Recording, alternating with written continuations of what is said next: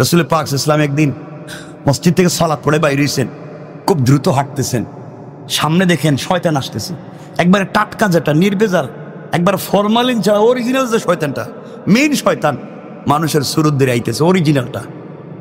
নবীজি বলে যাক আসুক, আজকে কারে ধোঁকা দিতে যায় একটু দেখি, একটু কথাবার্তা বল। অরিজিনাল শয়তান যেটা, যে আজাজিল ছিল, সে আসতেছে। নবীজি দেখলেন সেও আসে, রসুলের দ্রুত গতিতে আসতেছে। রসুল তো নিচের দিকে তাকায় হাঁটতেছে। কিছু দূর হাঁটার পর দিকে শয়তানটা দেখা যায় না, অন্য রাস্তা দিয়ে শুধু দৌড়তেছে। আর দৌড়ে কেন দেখলাম আমার দিকে আসতেছে, এবং দৌড়ে কে, আশেপাশে তো কিচ্ছু দেখা যায় না। নবীজি বললেন শয়তান দৌড়াস কেন? পিছনে একটু তাকান, পিছনে দেখেন। নবীজি পিছন দিকে তাকায় দেখেন হযরত ওমর আসতেছেন। ওমর, আল্লাহু আকবার বললেন না? আমাদের একজন লিডার ছিলেন, আমাদের একজন নেতা ছিলেন হযরত ওমর, যাকে দেখলে শুধু দুনিয়ার কাফেররা ভয় পাইতো না, শয়তান তাদের লিডারও রাস্তা ছেড়ে দিত। ওমরের শুধু যে শয়তান ডরাইতো এটা না, আমাদের রসুলের স্ত্রী, আমাদের মা যারা ছিলেন, আম্মা জান, এরাও ওমরে ডরাইতো। রসুলরে কোনো জিনিস বলবার আগে বলতো ইয়া রাসূলুল্লাহ, ওমর যেন না জানে, তাহলে বেজার লাগিয়ে দেব। সকল স্ত্রীর একদিন রসুলকে ধরছেন, ইয়া রাসূলুল্লাহ আমাদের খাবারটা একটু বাড়াইয়া দেন। আর আপনি যেদিন আয়েশার ঘরে থাকেন, ওই দিন সাহাবীরা বেশি বেশি হাদিয়া তুফা পাঠায়, আমাদের ঘরে থাকলে কম পাঠায়, আপনি বইলে দিবেন সবার ঘরে সমান দিতে। নবীজি বলেন কে হাত দিয়ে দিব, কে দিব না, এটা কিন্তু আমি জানি না। কার ঘরে থাকলে দিবে না দেবে আমি তো জানি না, আমি কারে কি বলতাম? কয় না আপনি বলা লাগবে, আপনি বলা লাগবে আমাদেরকে সমান করে, সবার ঘরে যেন সমান করে হাদিয়া দেয়। নবীজি বলেন আমি তো পারবো না।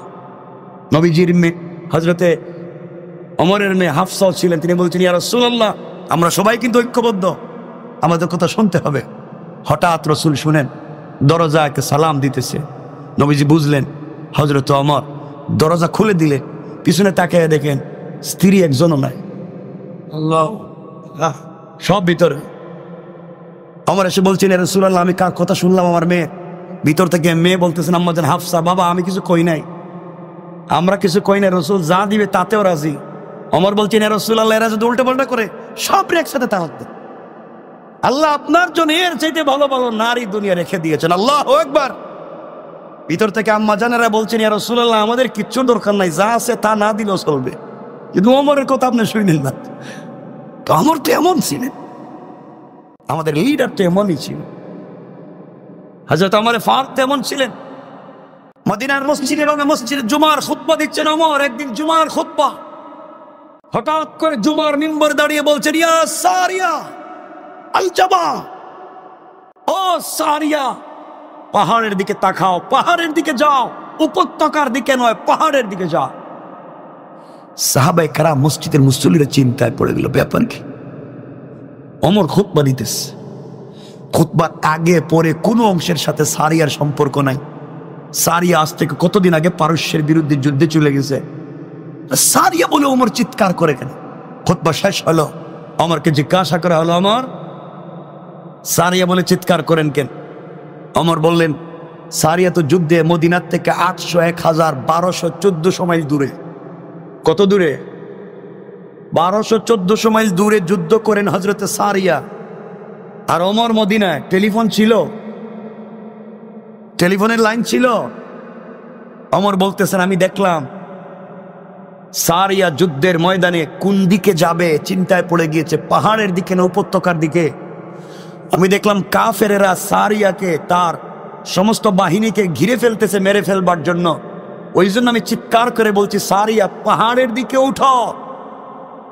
সাহাবায়ে কেরাম কয়েকজন চিন্তা করে দেখেন তো, পাগলামির তো একটা লাইন। 1400 মাইল দূরে যুদ্ধ করে আর উনি মদিনার মিম্বরে চিৎকার করে। আচ্ছা 1400 মাইল দূর কি আওয়াজ যাওয়ার কথা? আপনারা তো আসতে বললেন, বলেন না যাবে, সাধারণ নিয়ম অনুযায়ী যাওয়ার কথা না। মদিনার মানুষ চিন্তা করলো দূর, যা কইছে তো কইছে, আমরা একটু পরীক্ষা করে দেখি, কয়েকদিন পরে তো সারিয়া যদি সত্যি বিজয় লাভ করে তো আসবে।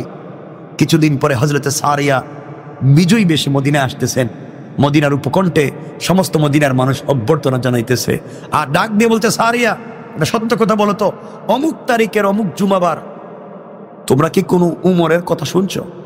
সারিয়া বলছেন কসম রব্বে পাকের সাথে, ওই দিন তো আমরা পরাজয় বরণ করতাম, আমরা তো একবারে পরাজয়ের মুখে চলে গিয়েছিলাম। এমন সময় হযরতে ওমরের গর্জন চিৎকার শুনে আমরা পাহাড়ের দিকে গিয়েছি এবং যুদ্ধে জয়লাভ করেছি। আল্লাহু আকবার জোরে বলেন। আমাদের লিডার কেমন ছিলেন, আল্লাহ তার আওয়াজকে কত দূর পৌঁছে দিয়েছে।